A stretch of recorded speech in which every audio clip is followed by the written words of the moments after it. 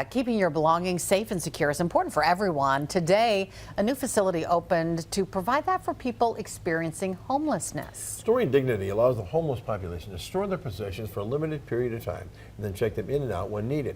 It's a project made possible through a partnership with St. John's Ministry and Leadership Green Bay. Officials say it's a resource that's seen success in other cities such as Minneapolis and gives people a place to put important documents and belongings when they only have backpacks and suitcases for storage.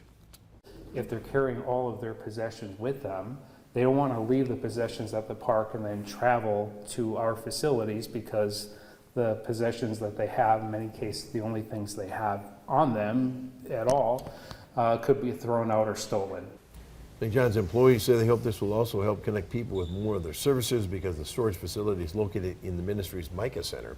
If you're interested in getting involved in Storing Dignity, you can call the Micah Center at the number you see on your screen, 920-617-8700.